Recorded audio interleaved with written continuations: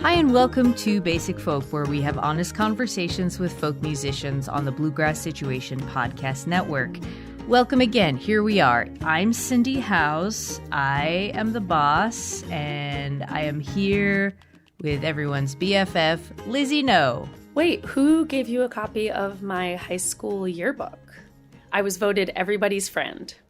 Did you sign everyone's yearbook Lila's?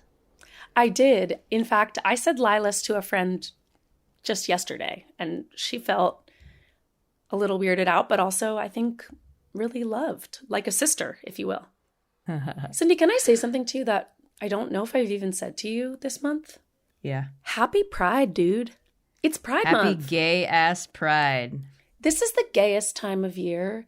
I also feel like June is Black History Month Part 2. Don't you feel June has like a very black vibe to it? Like there's Juneteenth. It's Black Music Appreciation Month is also this month. Exactly. So really this month is all about me, myself, and I. It's for the girlies. It's for the gays. It's for the culture. I love June. Happy Pride. I must apologize for cutting you off earlier. You did? When you were talking about, well, you were like, it's Juneteenth. And I was like, also, it's Black Music Appreciation Month. That's fine. This is a podcast. This is a collabo. I'm a white person. I need to be heard. I've been accused of not sharing enough of the white perspective, not being sympathetic enough, being sort of a reverse racist. And this is a nightmare. I intend to stoke the flames of those allegations this month especially. I can't believe this is happening. If you'd like to keep in touch with Basic Folk, you can sign up for our newsletter at basicfolk.com. Click on the red sign up button. I didn't send a newsletter out in May because I forgot. So we'll send one out in June. Maybe today. I can't wait to hear it. And by hear it, I mean read it. It will be the gayest and blackest newsletter ever. Oh, I'm thrilled. Check your inbox. Great. You can also follow us on social media, Facebook and Instagram. We are on Twitter, but not active. I quit that shit. Twitter is well, you know, Twitter is an app that you can download on your phone. That's all I'll say about Twitter.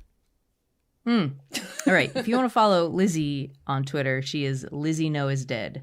Lizzie is on TikTok at Imagine. My handle Ask on me TikTok. about. Okay, go ahead. You do it. Could you stop interrupting me, white lady? Yep. Yeah. My TikTok is Ask Me About Imagine Dragons. I'm 2% Native American. Really? I don't know. Okay. Everyone from New England whose families have been there for 600 years has got like a certain percent, but you shouldn't talk about it. You really shouldn't. Unless the community claims you, I don't want to hear about it. Cindy. But my cheekbones. Anyways. Yuck. So before we get into our guest today, Caitlin Canty, who I'm very happy to have on the pod, I wanted to talk about Dottie the cat. It's a big week for Dottie the cat. Ever since we got our puppy Puddles, her life has been pretty hard. And recently she has been like kind of a grease ball, you know? What do you mean by that? Literally grease ball? She's not as fluffy, and like it seems like she's not taking care of her coat as much. Whoa. So I had to do some searching, and I found like a cat groomer who's going to give her a dry bath this week. What's a dry bath? So the only thing I can think of is that it's like dry shampoo, but I hope not, because if there's an aerosol can, my cat is going to be like in the next state. I've heard about dry shampoo, but I don't really understand what it is. Is it like baby powder? Yeah, it's like aerosol baby powder in a can. Oh, interesting. Why would a person use that? Can also shake. There's also Shake On. It cleans. It's like a cleaner. It works some of the grease out. Okay, fascinating. I honestly haven't used it since before the pandemic. Because now you have so much hair washing time. Well, now I just like let it get greasy. Maybe Dottie learned from you, and that's why she's doing this. Oh, I learned it from you, Dad. the other thing is like I was talking to the cat groomer, and she was like, "Okay, you're all set for your appointment, and I just need you to bring her rabies vaccine." And I was like, "Oh no!" So she needs to get a new rabies vaccine. Yeah. So on Wednesday she's getting a rabies vaccine. And on Thursday she's getting a dry cat bath. Poor Dottie. You should give her like a whole salmon on Thursday. That's a really good idea. Anyways, what's new with you, Lizzie? I'm doing very well. I have been busy as a little bee. I was at a friend's wedding this weekend. It was wonderful. Went to North Carolina, danced a lot. The wedding band did a live version of Yeah, the Usher song. Can you imagine how lit it was? I don't think you can imagine. No. But I've just picked up my puppy Berlin from the dog sitter, and it really feels like we've been separated by war and famine and years, even though it was just a weekend. Feeling very grateful to have him back. Feeling very glad that it's June 24th. I will be performing at the Spirit Weavers Gathering in Oregon. It's an all-women festival. I'm so excited about that. Moon time. And then I will be performing at SF Jazz's Summer Festival in San Francisco, So cool. and the Hiawatha Traditional Music Festival in Michigan. There are tickets available for all of those things, I think. LizzieKnow.com. Come see me on tour. I'm so excited. It's going to be so fun. Now talk about your guest. Okay, I'm so pumped about this guest. I've been a fan of hers for so long, and I like really had to narrow down all of my feelings about her work. Hard. What stands out the most to me is that urgency and patience are the two poles of New England songwriter Caitlin Canty's magnetism. Her music invites you into quiet moments of reflection with unhurried confidence. When I first heard her song Get Up in 2015, I felt like I was receiving a very important and magical message. Canty's subsequent releases have further revealed her uncanny talents for grooving at the right tempo, describing the memorable image, leaning into elegant arrangements, and letting delicate moods hang in the air. Caitlin's new album, Quiet Flame, was recorded live with a string band and no drums. No drums. Live tracking has... Total folk record. Total folk record. Like folk as folk. Live tracking has become her signature over the years, and this new record shows the authentic and powerful moments that can be created only in that setting. Produced by Chris Eldridge of the Punch Brothers and featuring collaborators like Sarah Jarosz, Brittany Haas, and Paul Kowert, Quiet Flame is not only a showcase of Canty's unmistakable voice and songwriting, but it's also a celebration of her impressive musical community. Caitlin knows a thing or two about teamwork after many years of team sports. She was a soccer player and a heptathlete through her college years. What? Whoa. And I have a hunch that her athlete brain and her musician brain share a particular wisdom. Pacing, collaboration, focus, and graceful movement characterize her unique body of work. It was a true delight to talk about writing, friendship, family, touring, humility, and self-belief with this gem of a musician. We're going to take a listen to a song from Caitlin's new album. This is The Odds of Getting Even. And then we'll get to our conversation with Lizzie Know and Caitlin Canty on Basic Folk. You can hold it without showing, but the cracks keep on growing. And I hear they don't let no one bring a grudge where I'm going. I don't have time for crying. I might be falling or flying. I might be water or lightning. And I watch that gold sunrise. And come the morning, I'll be leaving. It's too late in the evening to play the odds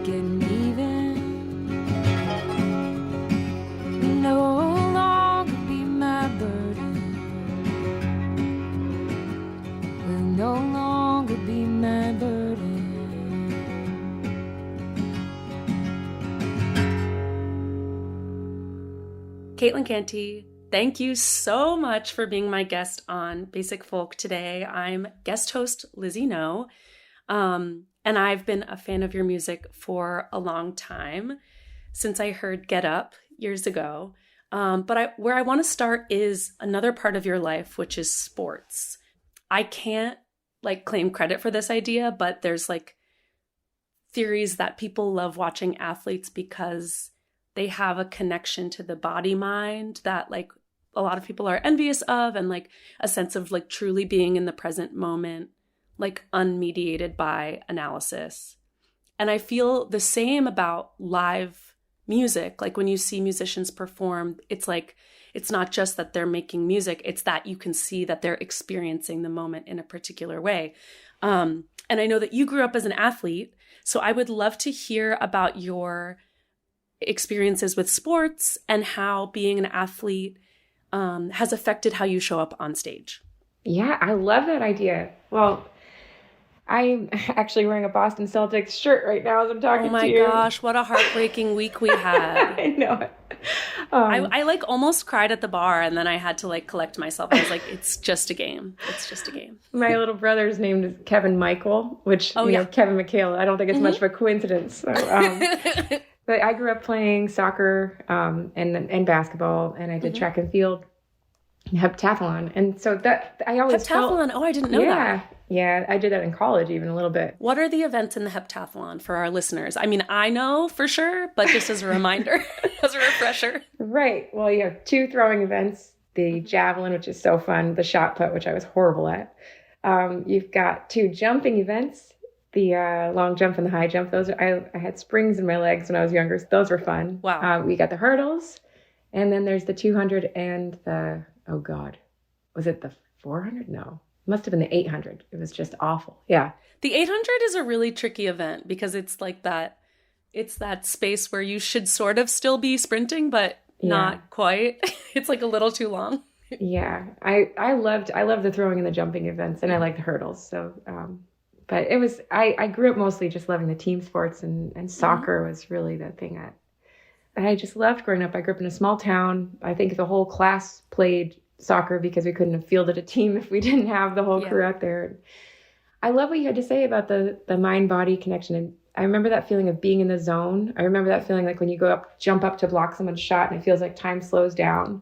Or when you're in one of those high pressure, a championship game feeling, and it's just, you have a different sense of space and time. I think there's something cool that happens when, I didn't ever think of it really that way. I remember playing soccer and I had sprained both ankles at one time, and they didn't hurt during the games. I would just play. And then I would be kind of a mess the rest of the time. Right. And I remember hearing about Johnny Cash saying he never felt pain while he was playing when he was on stage. And I wrote a song with Maya DeVitri, who she and I wrote a song about Sharon Jones.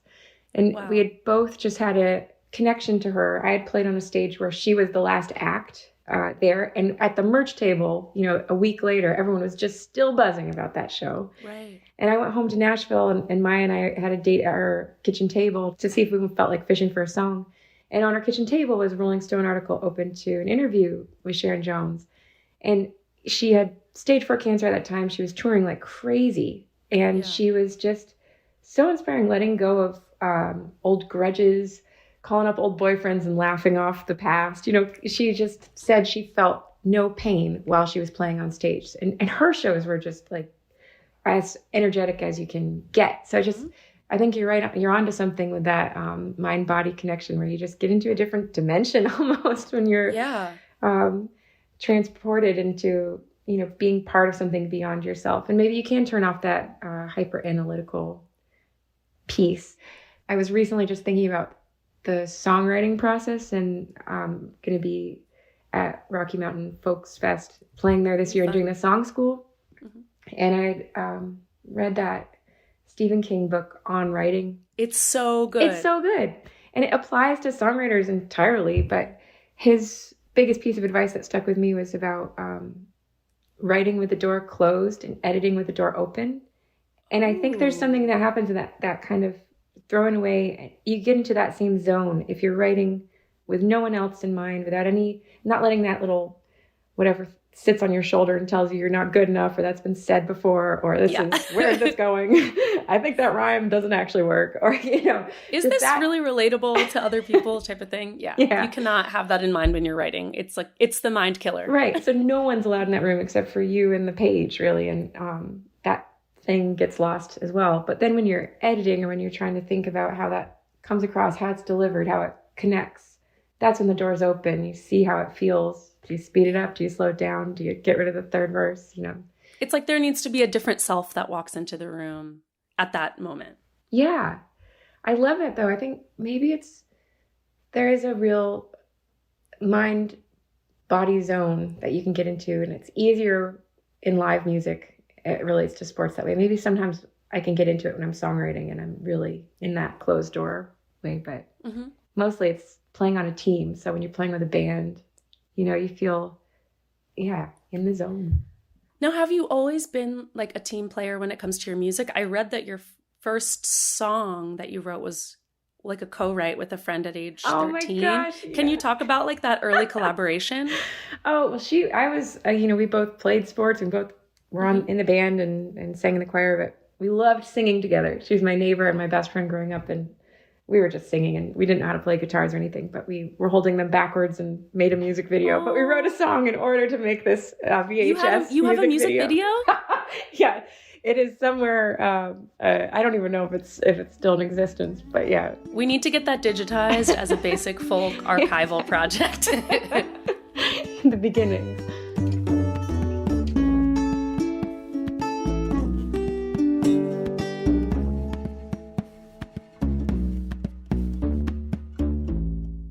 Well, how did you learn to sing? Oh, I don't know. My mom says I was always a bit of a songbird, and we had whatever they had on their turntable. There was a lot of Simon and Garfunkel and Beatles, and she had some We Sing and Play tapes that she said I used to play all the time. But I just loved singing. I don't remember not singing. I remember a long road trip to Maine, and I was singing the same song over and over. I think it was a Beach Boys song, and I was told to change the station, change the channel. And I just stuck my head out the window to keep singing, and they could still hear me. Oh my God. Yeah, that's very cute. Singing was always something I don't think about too much. Just my dad whistles all the time, it's that same thing. But I think songs is where I really got the bug in college. And I never had much of a, Mariah Carey or Whitney Houston style voice. And that's really what everyone was singing, I think, when I was growing up. And I've always been folkier. And so, I just started to dig into my own voice, I think, when I got a surprise for Christmas, a guitar, and went off to college and fell into a songwriting elective. That was a brilliant course, and it changed the direction of my life for sure. So at the time that you're taking this class, had the idea of a career in music occurred to you? Oh, no, and it still hasn't. No, not at all. I mean, my folks are school teachers, so I just thought everyone was a teacher, and we paint houses in the summer, and so I just figured those are the two lines of work available to anyone, And I went to school, and I loved science. I was a biology major. I didn't have like a charted path. I just knew I had to make a buck too. I wasn't about to, just mooch and cruise around on my own. And I when I left college, I just didn't have the songs I loved yet. It wasn't enough to stand on and sing every night. But I was obsessed with it, and I fell into a job, first employee for the Artist Den, live from the Artist Den. And so that was all these live music events, one night only. We were bringing in the audience to a cool location, the band with photo and video and sound. And I learned so much about production, and I learned so much about the way different artists, present themselves, what they're like backstage. But I still felt like a little pup, like just had my songs that I would keep in my little bedroom and sing backup sometimes in the city. And I just, I didn't think of live music as a career to aim at or anything. I tried to be very practical. I worked for 5 years in office jobs, and then I couldn't do it anymore. I just really wanted to try singing, and I loved being on stage, and I loved playing songs, and so I had to give it a shot. Yeah. Do you feel like, I mean, I know you went to Williams College. My sister is an alum. Oh, neat. It's such a place with a lot of creative people, but also a lot of like very professional and motivated folks. And like, I can imagine that going to a school like that gave you a sense that like you had to have like a career, capital C, wear a suit, have a plan.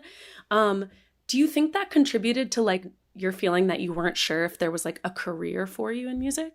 I think that's a decent assessment. I think there's definitely a Northeast pressure of accomplishment and achievement. Yeah. And, you know, what have you done lately? And what are you doing with your time? And how people are very, there's a workaholic gene here, you know? Yeah. There's a workaholic piece of the culture. And it can be great. I see a lot of porches in New England. I don't see people sitting on them ever. And that was one of my things that attracted me to Nashville. Like I was like, people are using their porches. Mm-hmm. let's visiting. Yeah, exactly. Just visiting and actually playing some music on them. And so I definitely have that streak, that type A streak. But I didn't feel, my family has never pressured me to achieve or anything. My mom was so famously, I remember when I told her I'm quitting my job and I'm going to play some bars. Yes. With my guitar. And I'm going to try that for a while without any other backup plan. And she's like, I've been waiting to hear you say that for 5 years now. Oh, you know, that's beautiful. Such support. And they not only is that supportive, but she's been doing my merch shipping for a really long time. Stop it. That's beautiful. Like the fulfillment comes straight from home. Like anytime I need posters or something, she's been so helpful with that. And she retired from teaching around the time that I started to tour so much I couldn't take it on myself anymore. Yeah, my family's been ridiculously supportive in that way. I guess I didn't know any other touring musicians. It was just like this strange idea. Like being a movie star would be almost more of a career path. Like because you've seen more movie stars. Yeah. I don't know. I mean, not that I know movie stars, but you know what I mean? Growing up, you're just like, oh, it seems like some people do that, but you don't really hear that much about folk music. Because you're also like a small business owner. Yeah. It's like such an odd way to make a living. Yeah. I loved a recent post that you had on Instagram. You were celebrating an important anniversary that you call the beginning. Yeah. Which was on May 15th of what year? You quit your day job? Oh gosh, I think it was 2009. Yeah, it must have been 9. So can you take us back to that day, and what were some of your fears as you jumped off the singer-songwriter diving board? And like, if you think back to like your first year or two, what surprised you the most in that first year of like, I am dedicating myself full time to this craft? So at that time, I was no longer working in live music. I was working for a company called Green Order, which was very much a suit job. Like you were saying, you know, lots of, it felt like a real New York City job. And it was long hours with a lot of really, creative and interesting and dedicated people working on sustainability, trying to get big companies to be greener, essentially. And it was really great job. And I loved my boss and I loved the team of people I worked with. But I lived in New York City for over a decade, but I didn't really love it. I just happened to be there for a long time. And so it was almost essential that I try to do this. It's funny, that post, I almost didn't do it. I was just in a rush, a little kid, and I wanted to honor that day. It's bigger than my birthday in a way, you know, to me. But I felt like it was kind of self-congratulatory and, you know, patting myself on the back. And I got so much actually really sweet feedback about when I posted that. And I'm kind of glad I did it. It gave me a nice little boost.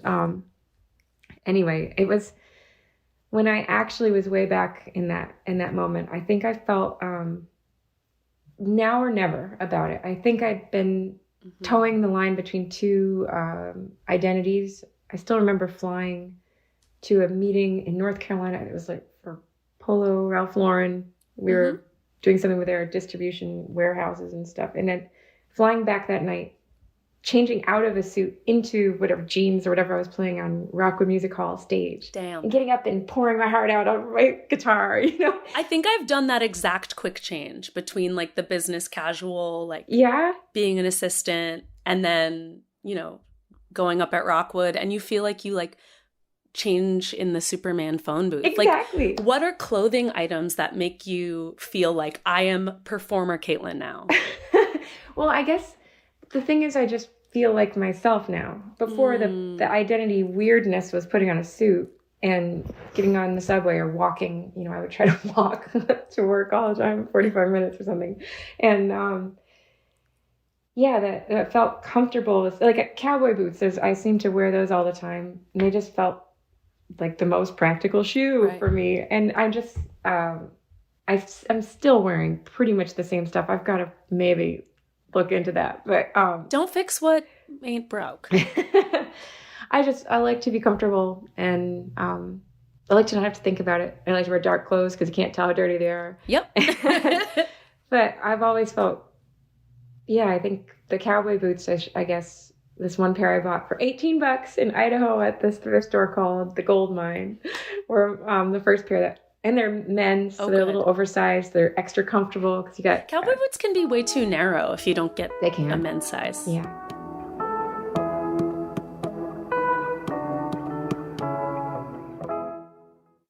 I want to, before we get to the new record, talk about how you've honed your sound over the years, because that's actually what jumped out to me the most about your first two albums. Like, you're a wonderful lyricist and a wonderful singer. And I think what captures me the most is the sense of like this fully formed sound that you've had since your first album, Reckless Skyline. How do you infuse urgency into your music?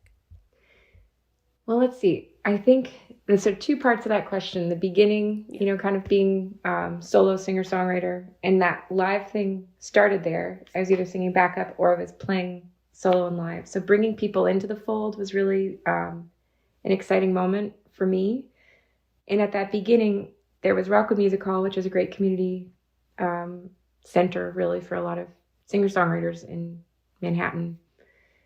But then Kristen Andreas and Laura Cortese started a camp called Miles of Music. Oh, yeah. And I had, being a consultant in sustainability, you know, I had my whiteboard and my charts. And I had, before I made that leap out of, you know, full-time work, in the office, I just made a list of the things I actually had to do. I had to make a record, a real record, not just, I had been putting out EPs, and I had to do something that felt more real. One of the other things was collaborate, was one of my weaknesses. I'd only really ever played with another guitar player, you know. Wow. And so when Kristen grabbed me at one of her banjo gyms, Kristen the Night Away showcase things where she'd have friends come up and do 2 songs, and it was such a sweet little series she did. She's such a community backbone. She was starting in that camp, and it seemed like I couldn't not do it because I just made that list to myself. I'm going to take this leap. Mm-hmm. This is what I got to do. So I got that first day. I remember sitting down on the dock, and I started just strumming my songs on their camp is in Lake Winnipesaukee on a little island there. And somebody came down and started playing banjo with me. And then somebody came up with a fiddle, and someone came up with another guitar. We ended up having like this huge jam, not just my songs, but it started as people just sat down and opened their cases, and it was mind blowing. And it was really the first time I'd ever played with a banjo player, the first time I'd ever played with a fiddle player. Wow. And that was super cool. I think when I was backup singing, what drew my sound and my songs together, I started playing with Peter Bradley Adams. I am such a big fan of Peter Bradley Adams. Oh my goodness. Too. Me and my sister, like for years and years, she's going to be excited to hear this interview. Hi, Claire. Oh, that's so cool. I'll let him know. He's like one of my dearest friends. And just, you know, there's some people along the way who are the ones who, if they hadn't been there, I wouldn't be having this conversation with you, you know? Oh, yeah. I had played one show, I'd heard him play a bunch, and his guitar player, Hans Holsen, who played lap steel and electric guitar with him, I thought was just so fantastic. And he wasn't a noodler. It was just beautiful tones, kind of stepped back and let Peter do his thing, real simple. And Hans was the one who introduced me to Peter and said, you know, Caitlin's got a great voice. You should have her sing backup sometime if you need a singer. And Peter checked out my stuff and said, "You're a great songwriter. Let's write a song." We sat down and wrote a ton. I had never co-written with anybody. And I didn't know, I didn't have any kind of qualms about it. Some people who've established themselves as writers kind of, I don't know, hem and haw about, I don't know if I can co-write. That's just watering down my vision. It's hanging with a friend and getting something beyond yourself. Getting something done. And stealing all the tools from their toolkit, too, and seeing how they solve the puzzle of songwriting. But, so anyway, Peter would probably be part of that sound. The lap steel that Hans played, and I made a trio out of Hans Holzen and his buddy Kyle Kegaris, who played the upright bass. And that was just like a real fun, felt like a full enough sound for my songs, but also lightweight enough that we could play shows. And the tiny stage at Rockwood Music Hall too shaped my sound, because drums would fill basically the entire room. The sound man, it's so tiny, the sound man would sit above the door with his legs hanging down. Up in that little attic thing, and you're like, hello? And it was a tip jar gig, and you just get your 45 minutes or whatever. And so that room made that sound evolve. So everything up till then and Golden Hour was, my vision. It was all not quite what I wanted it to sound like yet, but it was very simple and open, which is surely what I go for, but it didn't have like the depth or the darkness or the power that I wanted. And so I opened one show for Jeffrey Fokal at the Lizard Lounge, and the booker, Billy, why am I blanking on his name? I want to say Billy Conway, which is not. Billy Beard there. Yes. Amazing drummer for Session Americana and a lot of other folks.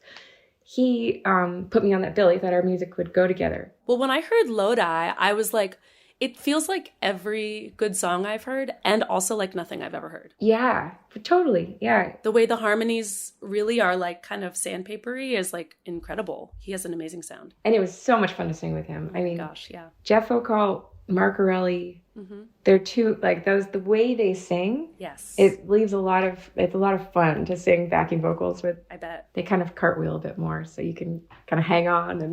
And anyway, but he gave me Horse Latitudes, and that was his newest record at the time. And I was like, this is what I was going for. Yes. And I asked him about how he made the record and everything. And at that time, he had already signed up to produce a record for Hayward Williams.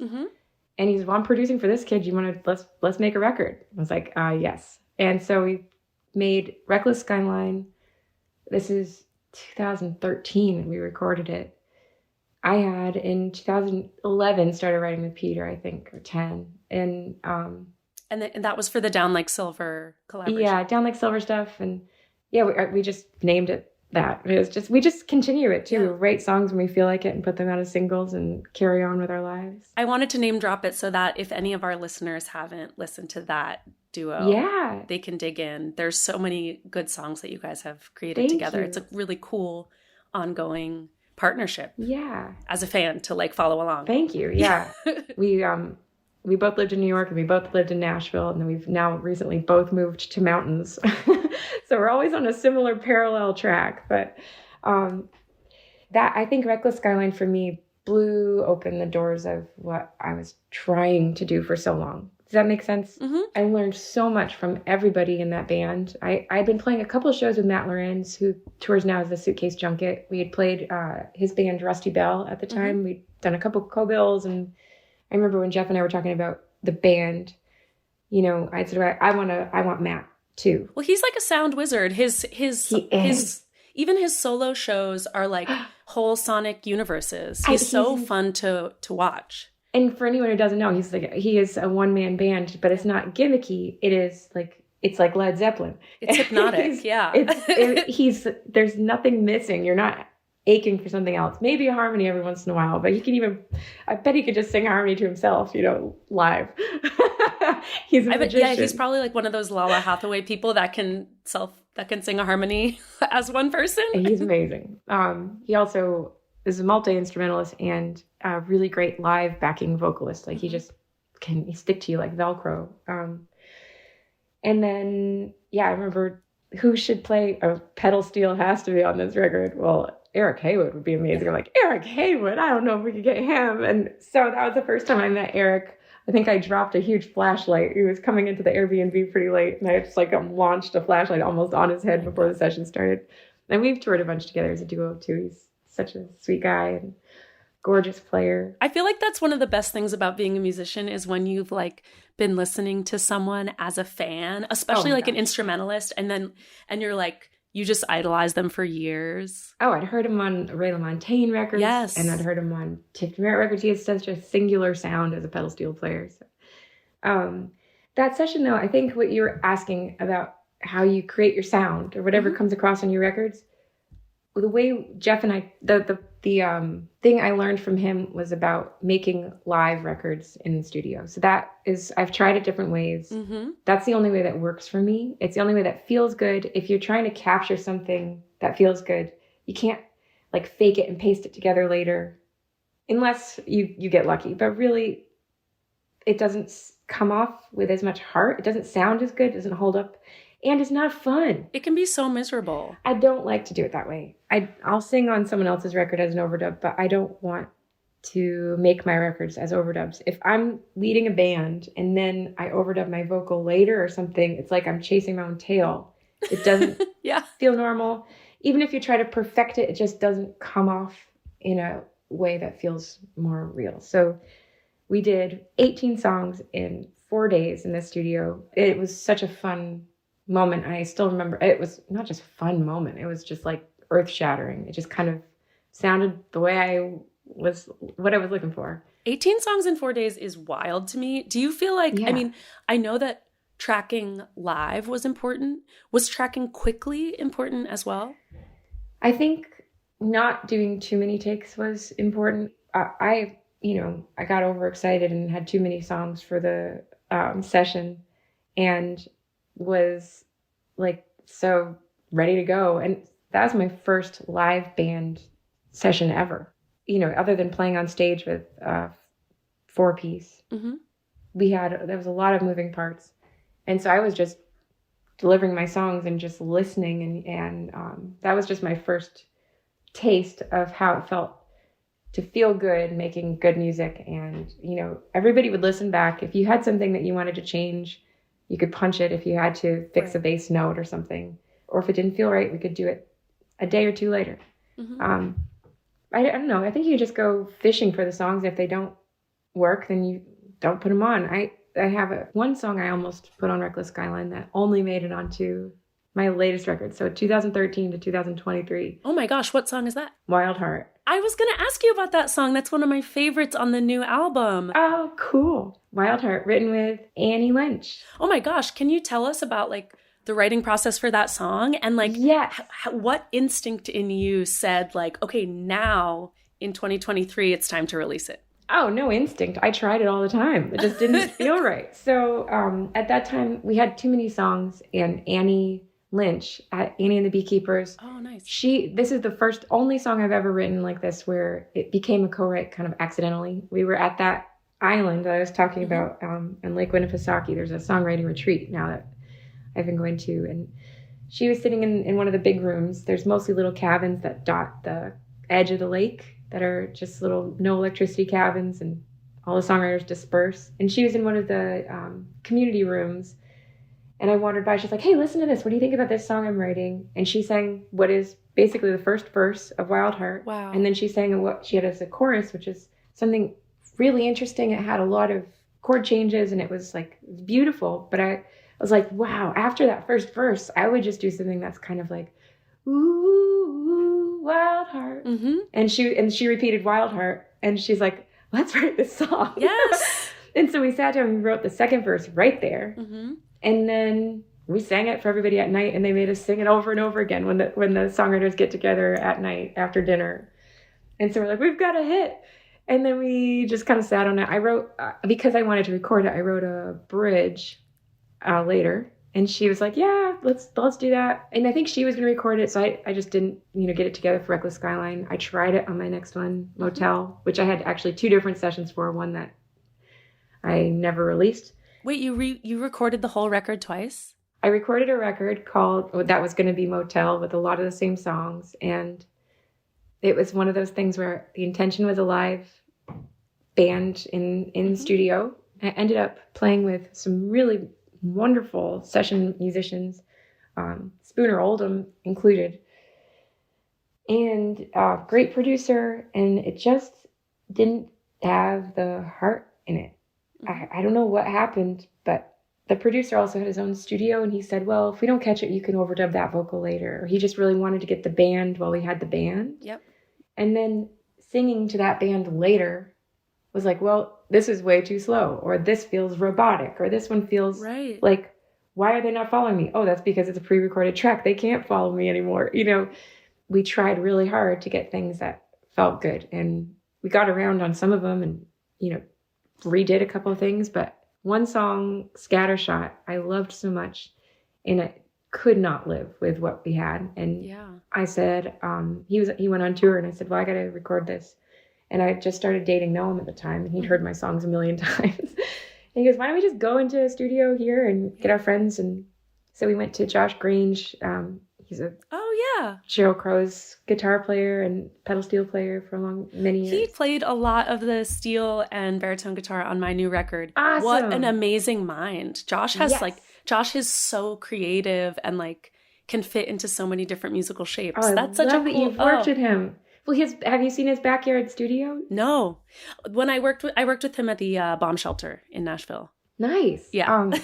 Yeah. Check out his spot. It's like the perfect backyard studio, meaning it feels like homey and comfortable and also completely professional, and has your ISO booth that you need for vocals if you're playing with drums. And so he's a great guy to work with. And he just said, come on over. I got the day free. And Paul Kowert came to play bass, who's also in Punch Brothers with Noam. He's a fantastic player.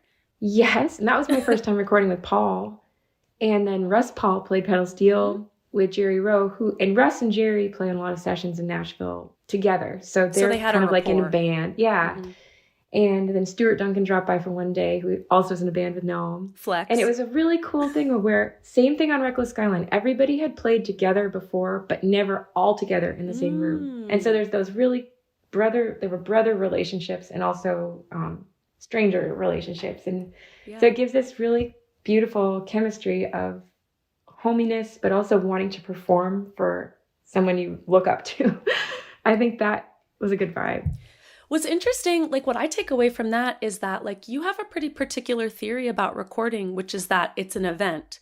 And like, it sounds like maybe, you know, you started off doing like musical events and production. That's true. And there are a lot of people who like focus very much on the final product. And, you know, I do a lot of things with like separate tracks and isolating things. But your approach is about like creating an event that you have a record of and like really showing who was in the room and what was going on at that moment in time. And there's like a faith there, like, especially at times when you're like, oh, that moment didn't quite turn out how I wanted. Like you have to like have this faith that you're going to get it at some point. And like, it's worth going back to and maybe starting from scratch. I mean, that was a hard lesson to learn. And I'd heard of musicians really throwing away their whole, I don't know if you want to call it life savings, but redoing records again, spending tens of thousands of dollars to do something, you know, it just felt like that's irresponsible. Like if you do that, you don't get to make the next one. You have to make sure that you've got to always catch up with the next. Like know better, do better. Like once you do that, you have to figure out a way to get around that in the next one. How do you? I hear that. We're all just, you know, everyone's hanging on in some form in this business. I don't care how it looks. Everyone's just hanging on. Just doing their best. So you can't necessarily, I guess my practical side, you can't just throw that stuff away. But it didn't feel like a time and a place I wanted to share. It didn't feel like a friend of mine listened to it. He goes, these are good. It just didn't sound like you. It sounds like it could kind of be anybody. And I felt that same way. Yeah. So that day with Noam and in Josh's studio, we went in to get one song. And in the meantime, I had written a couple more. And we ended up getting 4 songs that day just because we tried a couple that I'd already done and thought about and tried. And they just came off so easy because of the band, also because of all the listening and all the playing of that recorded track already. And then everyone said, let's just do 2 more days. So Why not? came back. Yeah. To me, that's like the feeling of you're like really trying to piece together something in the writing process. And then you like lie down to sleep and you wake up the next morning and there it is. And it's not because you were like working and working and working. It's because you let it simmer a little bit. But there's still that bedrock of hard work. Yeah. That you don't realize you're standing on, solidly. I think that's a good point. It is the hard work, but it's not like the squeezing it and bringing it into place. It's letting it be. I think the live in studio thing, obviously you've got to have players who can do that as well. And I don't keep a regular touring band because of a lot of the records I've made have been with folks who are parts of other projects. Yes. And that's one of the things I'm drawn to. I've heard their voice on a different project. I've heard how they have their own personality through their instrument. And that's something that would sound great with this, body of songs I've got. And I can imagine the family of the band when you're starting to think of who's in that room and the connections that can be made musically. And you think, all right, this could be a great project. But the downside is, like for this last year, it's hard to pull that together. When do you get all those people in a room again or every night,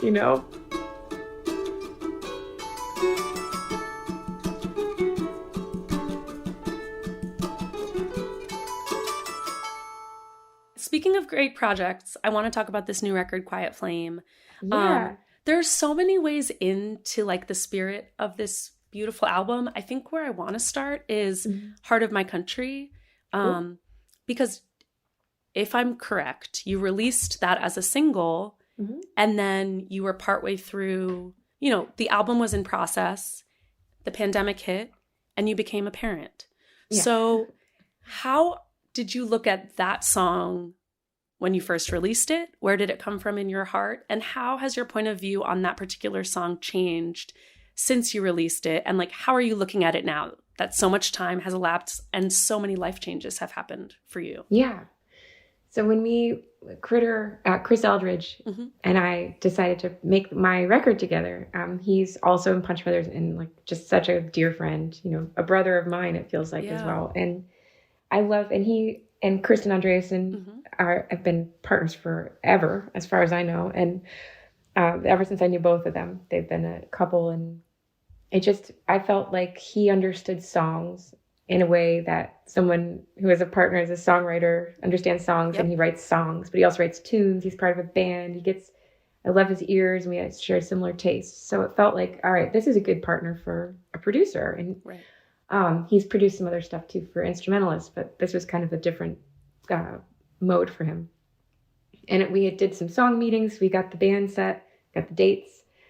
Let's tour into the record. We even played a show in Chattanooga with Paul Kowert and Brittany Haas on the fiddle. Oh, cool. It felt so good. I wanted to make the record the next day.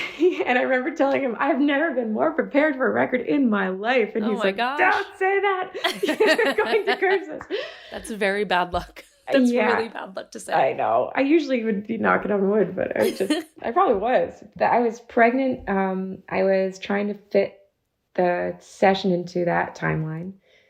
And I had a couple opening dates. Like I remember, I think one of my last shows for Josh Ritter, and it was in March. And I came back on March 2nd. I got home at 10 p.m.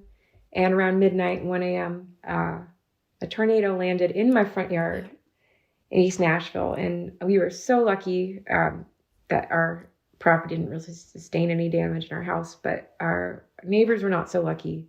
That whole block, our whole neighborhood was just completely, immediately, everybody's focus is on, what do you do? How do you help?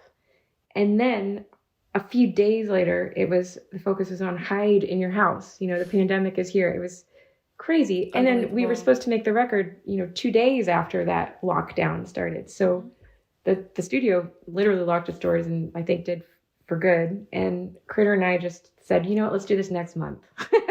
And that didn't happen. We'll just hunker down for a few weeks and see how this thing goes. Oh my God. Right. We're optimists. I remember those days too. Yes. And I think in that time though, Where's the Heart of My Country it was a song I'd written and then performed a few times on stage. And it was the one that, like mid-set, you'd get that feeling of some people would stand up, it just felt like I was really connecting with that song.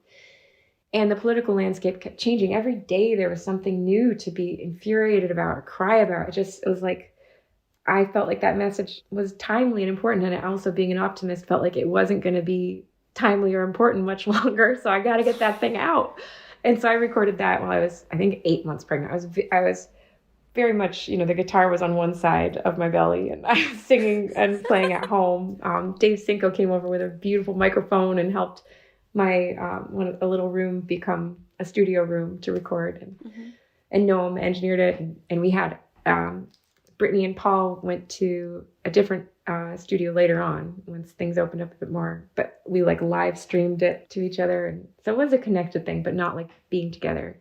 Quiet Flame, though, all the changes in everybody's lives that happened in the time, having a baby just changed really how my time works, energy level of sleep.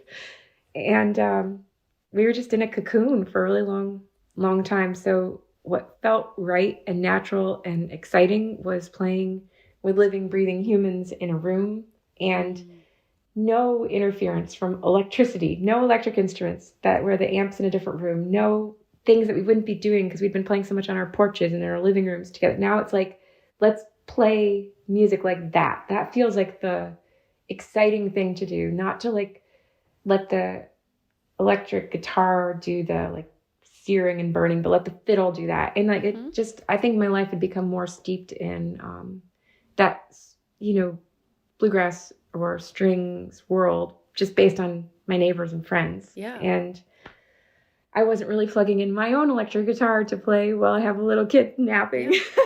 So because it's a quiet flame. And yeah. And it's interesting because it really, circling back to our earlier conversation, it's totally unmediated. It's fully just who is present in that room. Mm-hmm. That's what you're hearing on the record. Yeah. That's one thing about that delivery. It's very intimate. It's very much like we're inviting you into a space that is different. It's for a certain type of listener too. I don't think I don't necessarily know if all of it's very radio friendly or sure. It doesn't. I sat down at a industry thing where they're presenting a couple of different songs. You'd listen on the big studio speakers, and mine is in a different space than a lot of contemporary music. It's not the bass that Paul is playing is a real bass. It's not just the keyboard dum dum dum. Yeah. It's it feels different. I have a reaction to it physically in my body. I can feel the bass versus I think you feel the other one in your butt. Yeah. It's not you feel it at your collarbone. When Paul plays, you hear it right in your chest, it's a different reaction. I think we didn't do a string band just because, Critter and the producer and all the people come from that line of music. It was this just feels like what these songs want. Mm-hmm. And not having a drummer was a real decision after we thought about our lineup for a while. Sarah Jarosz wasn't an original part of that early band. We were going to have a drummer. Oh, really? There were going to be electric instruments that no one would be playing. The pandemic feeling changed those songs to me. And so Sarah was our drummer, chop, chop. Yeah. And what a lucky break that was. She is a master of low end, and she plays percussively. It's a cool texture all over this record. Yeah. Oh gosh. She was such a brilliant partner on this. Singing and playing, and her whole presence, really was the missing link, I think, for me before. You've said in a few interviews that it's really important for you to collaborate with egoless players in the studio. So can you talk about some of the ways that ego or lack thereof shows up in the recording process? And also I'm curious, how good are your spidey senses on this person's going to be a good collaborator? This person works without ego. When you're starting to work with someone or considering working with someone, what are some of the telltale signs that you look for that this person is the type of like-minded, egoless player I'm looking for? Yeah, I guess I think the way a live thing has to go down is that chemistry has to feel good among maybe 5 people at least, let's say.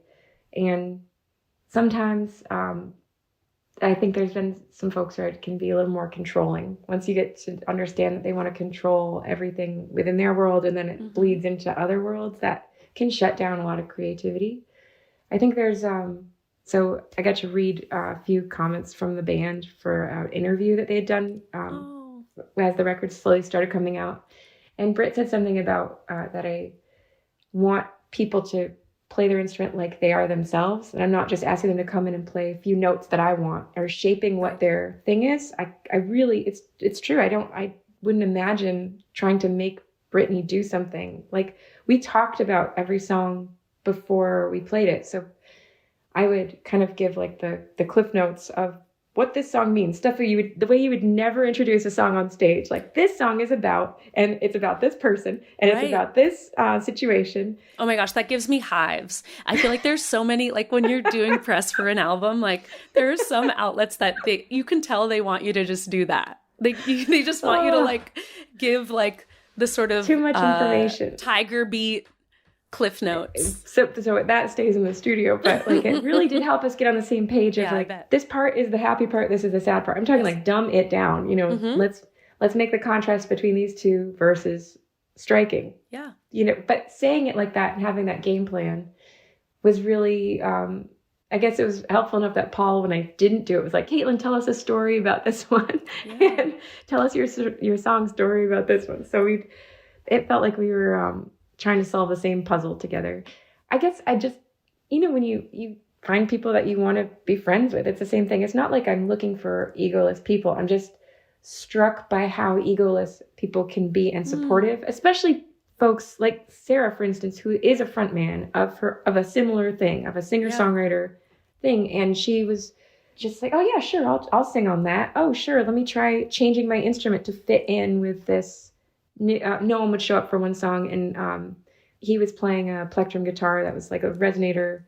It's 4-stringed instrument, and Sarah had started playing mandolin. She tried her octave mandolin, and then she grabbed I think our critter handed her a baritone ukulele off the wall of the studio. Wow, and cool. She figured that out to play what felt like a supportive part because a featured player had come in. Or if Britt was taking a solo, what she would do underneath that. I mean, the way that Paul and Brittany play together, they're like a two-headed monster. You know, they have a similar mind meld. And so they're almost one instrument together with their strings. And I love watching that and hearing that on songs of mine. It's just so cool. And then I'm like, oh, I have to sing now. Yeah, you're creating musical events. It's such a special thing to witness. Which of these songs are you most excited to perform live once the record's out? Oh gosh. Well, we did a record release because so many singles have come out, and it was the only time to grab this band at the Station Inn. And playing Odds of Getting Even was so much fun because Paul's playing his bass in a bowed way, so he's got the driving groove, like the dugga. And that just it felt so good. And the Station Inn is such a funny joint in Nashville. It's like a holdout downtown where all these huge high rises have come up, as you know, and like it's just, there's a lot of, you know, bros and goobers who drop by with their Nashville attitude and, you know, visiting cowboy boots, their shiny cowboy boots on. Bros and goobers. I feel like that's the name for my next backing band. I think it's just, there's like that tiny bit, but they're expecting to come see real true bluegrass. So there's like a touristy extra boost. And then it's kind of a hometown thing, I think, for string players. But there's a strange energy that night. It felt really good. And Jamie Johnson came out, was one of the guys I wrote. I wrote one song with him, and he's just, I love his voice. Oh my God. And he said something, he's like, I said, they just get so quiet after the songs and then they lose their mind, or during the songs they were quiet and they would lose their mind after. It's what you want. That's Quiet Flame to a T. They're creating space, he said. They're creating space for the song. And then it's just like a really fiery energy. So Odds of Getting Even, Wild Heart, singing that with Sarah Jarosz was really fun to sing and have the two strings, you know, growling through that song is one. It's a particular band to pull that song off. Come by the Highway Home, you know, playing that felt right. There's just so many that feel good. It just feels so good to play with everybody, you know, after a long string of years where I've been playing less live music for a variety of reasons. Many of us have, but I had the two-pronged attack of baby and pandemic slowing me down from the stage, but it's just can't get enough of it. I love it so much. Everybody go out and buy Quiet Flame. It's such a fun and intense and beautiful and lyrical record. I have one more question before we go to a lightning round. Yeah. How would you define Americana music in 2023? And like, who are a couple of artists that are in that space right now that you think are exciting? Like, who are you listening to? Gosh, Americana feels just like roots music. You know, I think it's, I love that the Americana Music Association has tried to gather up the outcasts of country or, you know, the things that don't exactly fit in one little box. You know, it's not bluegrass or folk or country, but it's a blend. I think the folks who fall into that category who have been listening to and continue to just astound me, Maya DeVitri is one of them. Yes. I think everything she writes is interesting to me. Like there's her delivery and the way she can be a solo folky singer-songwriter, but also if you've seen her lead a band, she just is like an incredible front woman. Yeah. But she's prolific, and I feel like she's a strong artist in the way that she makes space and time for her art, both writing and touring.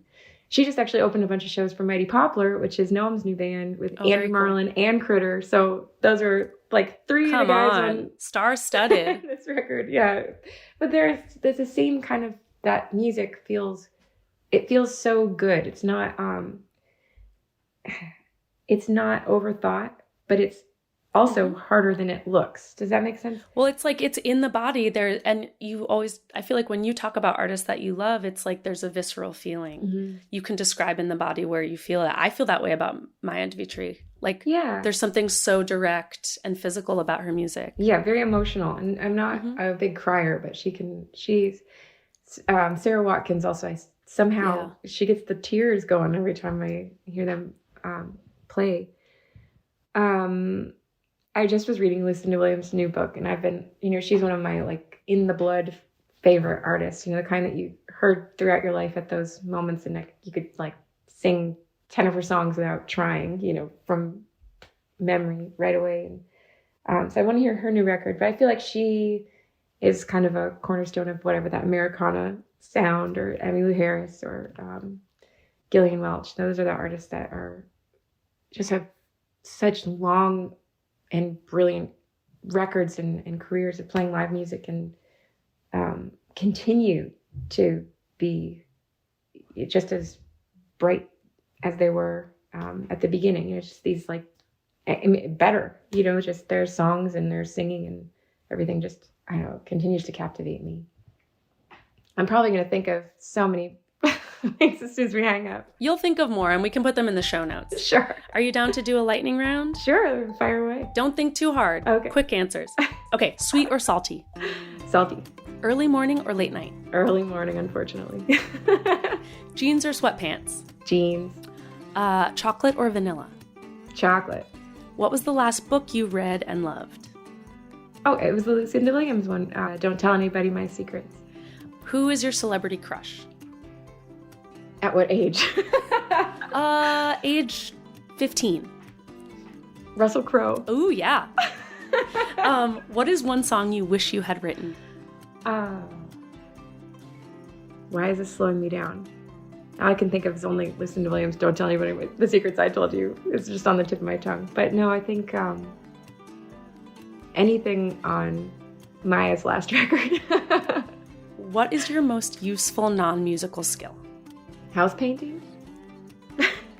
What's your biggest pet peeve? I think clutter lately, like leaving the clutter around for me to pick up. Caitlin, thank you so much for being on Basic Folk. I love your new album. Everybody go buy it. Thank you so much, Lizzie. And we can't wait to hear what's next. I love talking to you. Thanks for having me.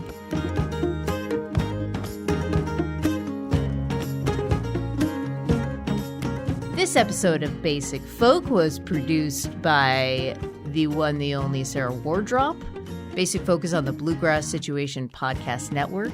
You can find all of our episodes there, wherever you get podcasts. You can also search for us on the SiriusXM app under Basic Folk. or you can go to our website, basicfolk.com. Thanks for listening all the way to the end. You are bright and brilliant. Don't let anyone ever take away your shine. Never. Thanks for listening. We'll talk to you next time. Bye. Bye.